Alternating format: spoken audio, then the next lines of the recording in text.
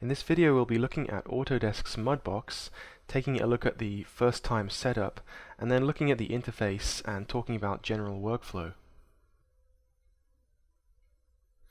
So what exactly is Mudbox? Well, in many ways it's kind of the next generation of sculpting and texturing as far as 3D is concerned, and it really allows you to take a virtual ball of clay and sculpt it to levels of detail that previously have been relatively unknown, or at least very hard to produce in terms of 3D modeling.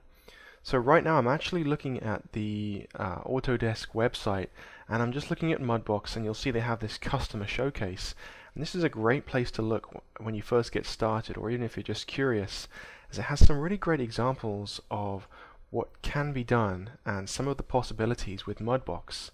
You might recognize some of these examples that I'm pulling up here, but really you'll probably notice most of all where it kind of hits home is these sort of 3D busts of humans, and you'll notice these extremely high levels of detail and this accuracy and facial wrinkles and scars and just detail around the eyes.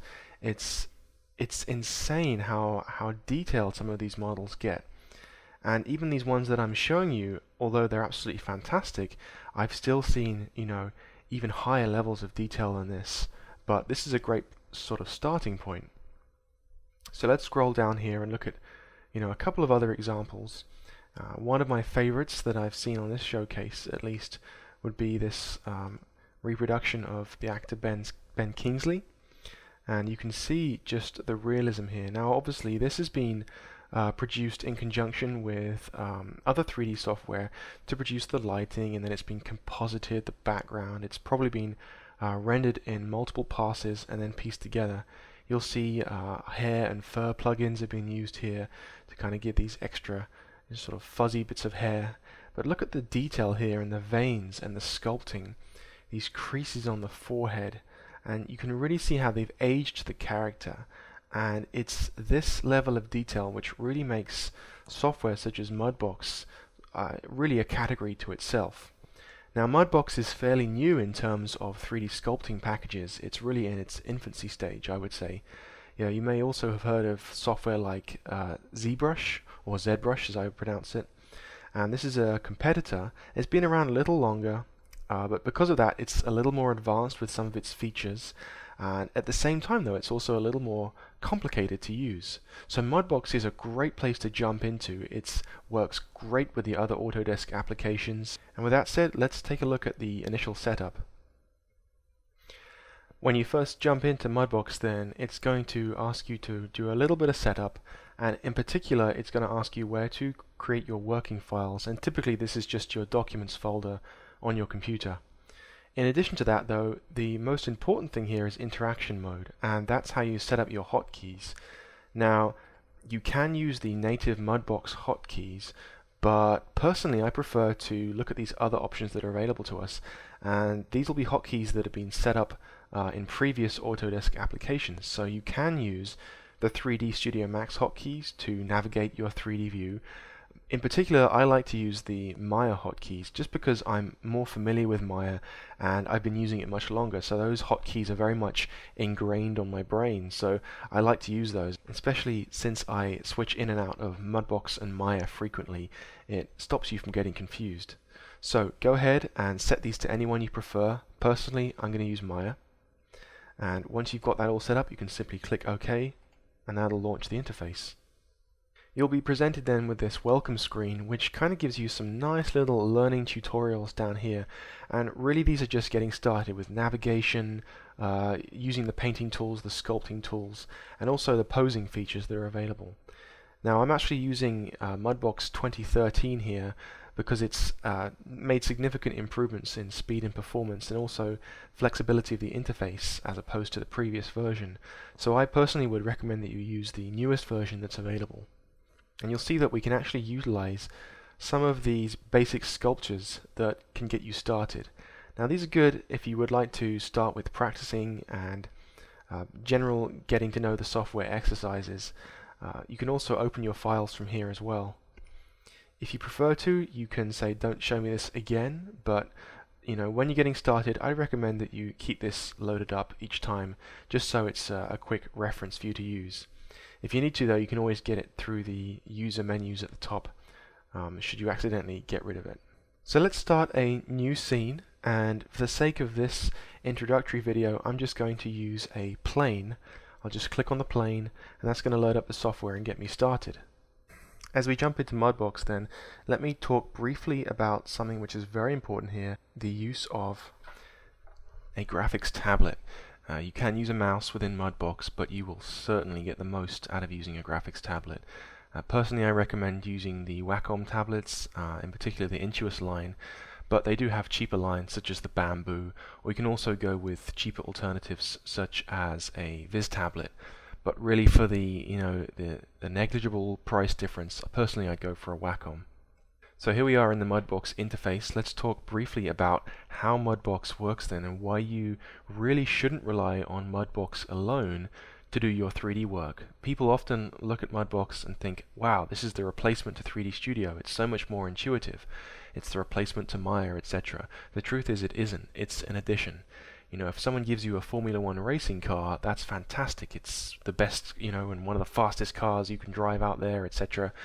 But you wouldn't want to go to the shops in it to do your grocery shopping. Really, you use that racing car for a very particular purpose. And that's the same way with Mudbox. You'll do the majority of your low-resolution sculpting, or modeling, I should say, in 3D Studio or Maya, and then you'll work in between Mudbox and your other 3D package to do the detail work. So you'll do your detail sculpting here, your detail texturing, and then you'll export it back out to your previous package. Now, Mudbox files are different in that you can work in incredibly high resolution poly counts. You can get into the millions, and if you try to bring that model directly back into your standard 3D software, well, the chances are it's going to crash and burn. So you have to get clever about how you're going to export your models into the existing packages through the use of displacement maps or normal maps, etc. And we'll talk about that more later on. But for this introductory video though, let's jump in and talk about the interface. Initial tabs up here then are our 3D view, which is our standard 3D view, just like the 3D viewport in Maya or Max. And because I've set my hotkeys to the Maya hotkeys, I'm holding down Alt, and I'm using my left mouse button to do my rotations, my middle mouse button to pan, and my right mouse button to zoom in and out. It can be tempting to use the scroll wheel on your mouse to zoom in and out, but please, I highly encourage you not to do that, because previous versions of Mudbox have been very glitchy in that regard, and it's possible to lose focus on your object and not be able to get it back without re-importing it into a new scene. Within the 3D view then, we have the familiar Viewcube in the top right hand corner, and this allows us to click and drag to rotate around the object, or we can switch to the top camera, we can switch to the front camera. It's very easy to navigate. We can switch round between left, back, top, front, bottom, etc. Or we can click on these sort of these edge pieces to actually get a intermediary view, so it's easy to get a nice 3/4 angle by clicking on that edge here. At any point, if you want to get back to where your camera was initially, just click on the little home button. That takes you back to where the camera started. You also have a number of additional menus under this little drop down here. So you can switch to home. If you like, you can switch to an orthographic view, which is very much like the top, front, side views in 3D Studio or Maya, and you're essentially looking at the object without any perspective. So you're looking at very much, this could be considered an isometric view, and it allows you to look at it without getting distortion that occurs through the focal length of your camera. You can also use this perspective with orthographic faces, but to be honest with you, I've never really had much need for that. So I typically keep it on perspective for the most part. You've also got some options here. We can set my current view as home. If I click on that and make changes and click on my home button, it takes me back to that view that I saved. I can set it as front, reset the front, etc. But also you've got these properties here, and this is useful if you'd like to get rid of the Viewcube or change some other attributes that you might not quite like.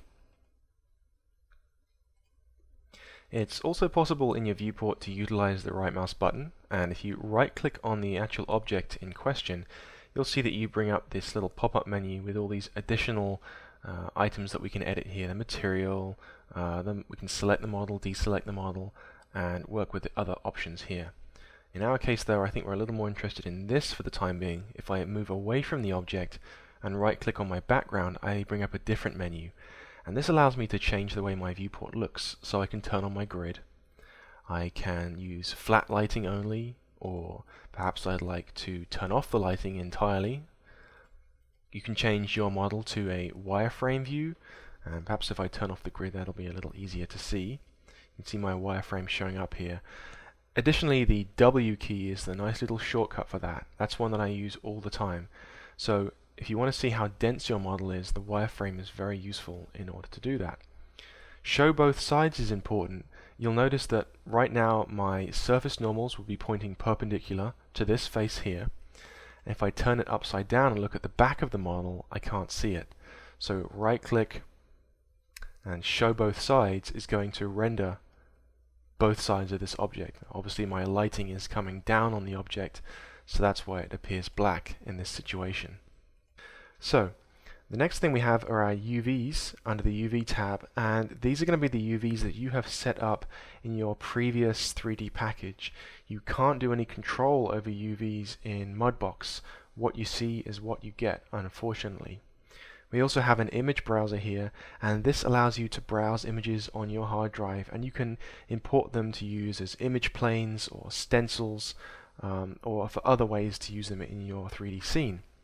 The Mudbox community tab is useful when it works. Today mine's been a little bit temperamental, but it pretty much loads up the Mudbox forums, and you can see examples of work and other problem solving that you need to do. So it's pretty useful. Let's come back here to the 3D view. Something that's interesting to note with 2013 is that you've got a little bit more flexibility with your interface. Now we'll talk more about that later, but for the time being I'm just going to resize this down so that I've got a little bit more real estate because I'm working on a fairly low resolution screen capture here. So down here on the bottom we've got really the meat and potatoes of the software. Let's start with the sculpting tools, and as the name suggests, this is where you do the most of the going back and forth. We've got the straightforward sculpting tool, the smooth tool, the grab tool, etc. We'll talk more about those shortly. Now sculpting tools differ from your painting tools. This is how you deform the geometry, and this is how you texture or color the geometry. And the tools are a little basic, but in many respects that allows you to work faster and more intuitively. Curve tools are useful because you can plan out your line of attack on the geometry beforehand with a curve, and then your other sculpting and painting tools can snap to those. So those are very useful. Pose tools, these are useful if you're setting up some basic geometry posing, creating characters, and you need to move things around. That can be very useful. Select and move tools are similar to those you'll find in 3D Studio or Maya. They're a little clunky, to be honest with you, but you can select faces, move objects around using the object selection, and then the translate, rotate, and scale tools. Like I say though, they are a little bit clunky, so really use these, I would say, only when you need to. Coming over here we have our stamp tools. Now stamp tools, as they imply, are patterns that you can stamp onto your geometry. So if you want to get a particular pattern that you've downloaded or that you've drawn in Photoshop, you can do that and stamp it directly onto your geometry. You can deform the geometry, or you can simply paint the geometry, depending on which mode you use that stamp in. Stencil tools are similar, except you can actually use them if you think of a real-life stencil that you can move around on paper, and then perhaps use paint or a spray can to spray through that stencil onto the surface behind. That's pretty much how a stencil works in Mudbox. You can bring it up in your viewport, move it around, resize it, scale it up and down, and then you can actually use that to sculpt that detail or paint that detail onto your surface. Fall off is how you define how your brush behaves, essentially the softness of your brush, if it's very harsh or if it's very soft fall off. Very similar to Photoshop. Material presets are just like materials that you use in your other 3D software. Has it got a very high specularity? Is it shiny and reflective? Or is it a little bit more dull or soft, that much closer to skin? You're not really defining the texture here. You're just defining the material makeup, the softness or the graininess of that surface. And you can switch between different presets within this software. You can see I'm just clicking on these different material presets. So if it's easier for you to work on one preset than another, then you can do that quickly and intuitively. As you can see, the high gloss preset is not very useful when I'm working with a plane here. So I might just step back to one of these Mudbox defaults. Lighting presets are also useful. It allows you to preview your sculptures in different lighting conditions.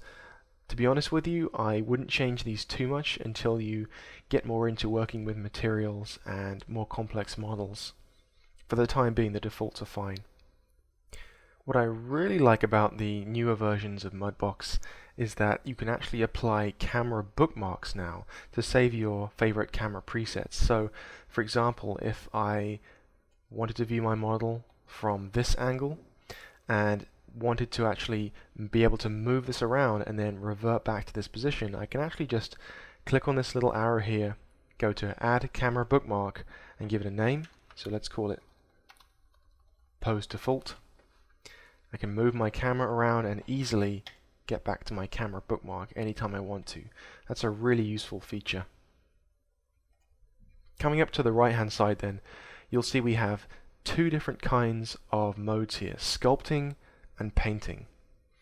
Now sculpting, as it suggests, is when you're actually sculpting on your surface and you're given a number of layers here to work in. So you can see you've got these sub tabs down the right hand side. I can look at my layers that I'm working on. Particularly, it's very much like working in Photoshop. You can divide your additions into layers that allow you to show and hide those layers or those sculpts very easily. The object list is very much like the outliner in Maya or the scene explorer in Max, so you can show and hide your objects pretty intuitively using the object listing here. It also pays to name your objects, because when you get many in here it gets a little bit confusing. Viewport filters.